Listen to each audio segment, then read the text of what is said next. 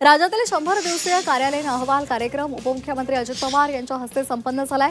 या 100 दिवसीय कार्यालय सुधारणा विशेष मोहिमेमध्ये उपविभागीय पोलीस अधिकारी कार्यालय खेड विभाग यांचा प्रथम क्रमांक आलेला आहे। सलग दुसऱ्यांदा याच विभागाचा प्रथम क्रमांक आलाय।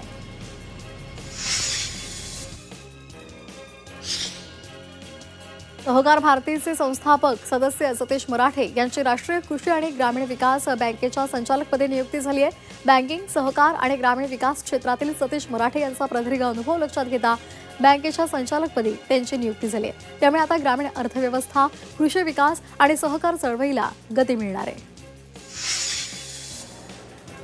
पुण्यामध्ये बालेवाडीमध्ये 36 वर्षीय महिलेला पतीला नोकरी लावण्याचा आमिष दाखवत हॉटेलमध्ये बोलावलं आणि तिच्यावर जबरदस्तीने अत्याचार केलाय। या प्रकरणामध्ये महिलेनं बावधन पोलीस ठाण्यामध्ये तक्रार नोंदवली आहे। पुण्यामधील वाघोलीमध्ये सराफ दुकानदारांची फसवणूक करणाऱ्या टोळीला अटक झाली आहे। बनावट सोनं खरं असल्याचं भासवून या टोळीनं सराफ दुकानदारांची फसवणूक केलेली आहे। या प्रकरणामध्ये पोलिसांनी 3 आरोपींना अटक केली आहे। या आरोपींकडून 8 लाखांचा मुद्देमाल जप्त केला आहे।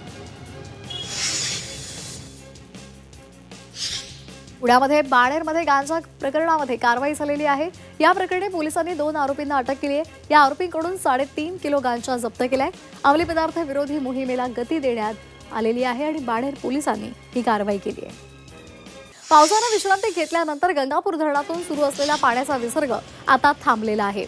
2 दिवस झालेल्या पावसामुळे नाशिक जिल्ह्यातील पाणीसाठा हा 88% पोहोचलाय। नाशिकला पाणी पुरवठा करणारं गंगापूर धरण सुद्धा 94% भरलंय। नाशिकमध्ये जय भवानी रोड परिसरामध्ये गाडी शिकणाऱ्या परप्रांतीय व्यक्तीनं एका गाडीला धडक दिली आहे। त्यानंतर या व्यक्तीनं मराठी लोक भंगार हो असं म्हणत मराठी बोलायला नकार दिलेला आहे। यानंतर मनसेच्या पदाधिकाऱ्यांना त्याला चोप दिलाय।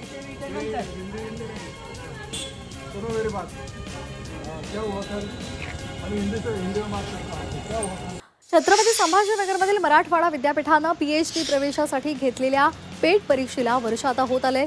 RRC समोर सादरीकरणाची प्रक्रिया पूर्ण झाली आहे। मात्र यामध्ये पात्र ठरलेल्या 3825 विद्यार्थ्यांचं संशोधन कार्य अद्यापही सुरू झालेलं नाहीये। त्यामुळे ही प्रक्रिया लवकर करण्याची मागणी विद्यार्थी करतायत। छत्रपती संभाजीनगरातील जायकवाडी धरणामध्ये पाण्याची मोठी आवक झाली आहे। त्यामुळे धरणामध्ये 96% पाणीसाठा जमा झालेला आहे। धरण भरल्यामुळे धरणाचे 18 दरवाजे 2.5 फुटांनी उघडलेले आहेत।